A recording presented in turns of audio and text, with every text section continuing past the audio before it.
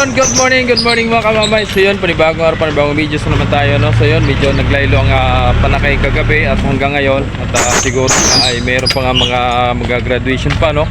So yung iba tapos sa mag-graduation, kaya yun nagkapagbiyahe ng iba. So baka magdami na uli yan sa mga 60, no? Or 15, no? So yung iba karamihan na nagano na. So yun, bagong lahat, shoutout muna tayo, no? Shoutout nga pala kay Idol Roslyn Topas Wagwag, no? Yun, sabi kung may biyahe daw sa Lucena to Masbate sa 28, no? April 28. Meron Idol, may biyahe po Idol, no? Ang Star Wars 12, no? And yun, shoutout sa iyo, lalo na sa pamilya niyo, no?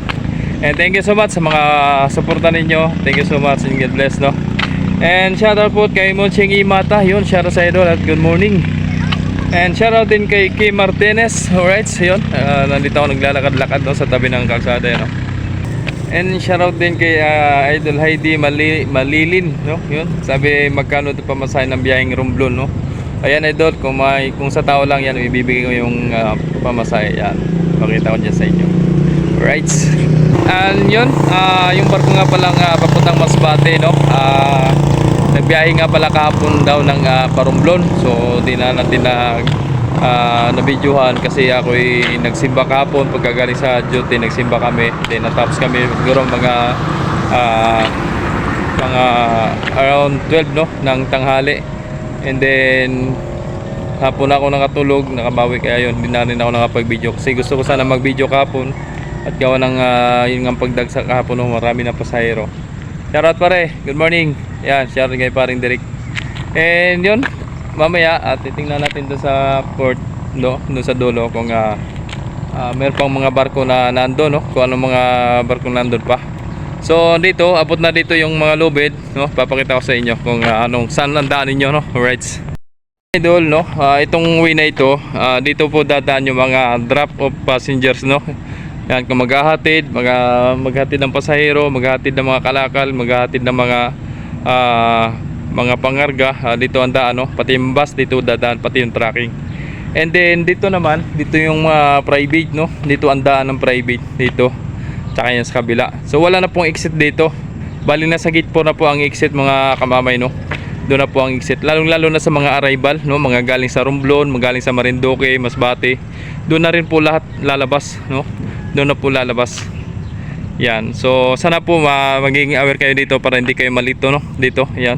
Kasi yung iba kagabi, lalo lang kagabi, tinuro ko na dito sila dadan sa may nakaguhit na dalawang guhit at patawid sila.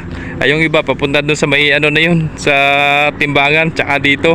Ay nagtawag na sa akin yung kasama ko na bakit daw ay meron pang nakapasok doon sa ay tinawag ko lang sa radyo. Yan. Na-advise ko naman ng maayos yan eh. Yan, na-inform ko naman ng maayos kung saan ang daan nila at tinuro ko naman. Eh kaso nga lang ay may kalituhan pa nga, no, na nangyayari. Kaya yun, titingnan natin ito. Pati motor. Tamo. Na-advise na yun ng kasama ko.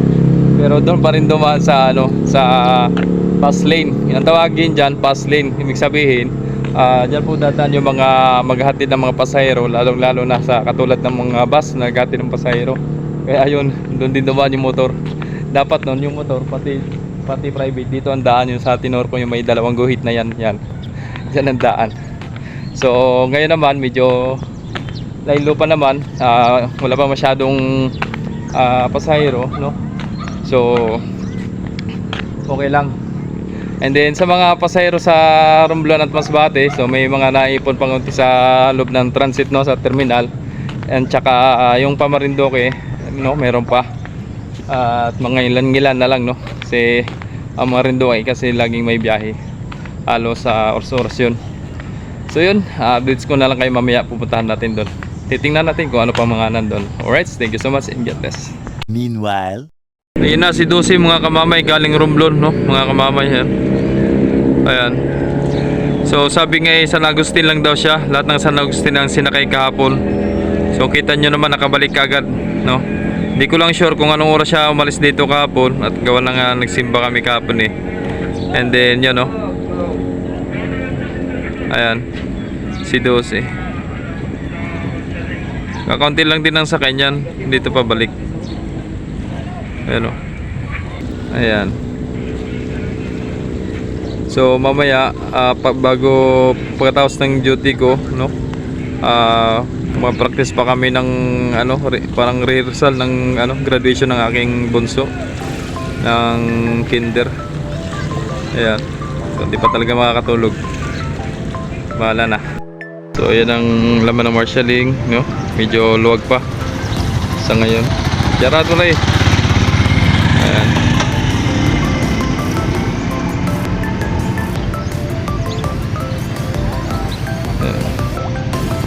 Guys, so yun, ito na nabutan talaga natin mga kamamay, no? Yun na naman, wala pang nagpapasa kayo ngayon sa ngayong oras na ito. At wala pang masyadong pasahero. So kanina ang laman ng PTV, yan ay walang laman at gawa ng kaninang madaling araw tuloy-tuloy ang biyahe, no? So sa kabila naman sa transit ay yung mga Masbate at Parublon nandun pa rin, no? Pero mga ilan-ilan lang.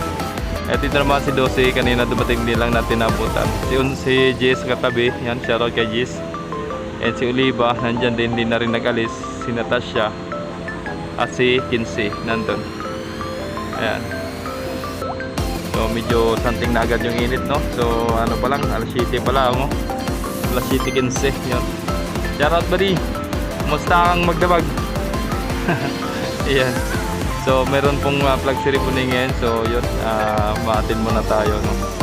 Bago po ako mag-attend ng rehearsal ng graduation ng aking bunso, ng aking anak.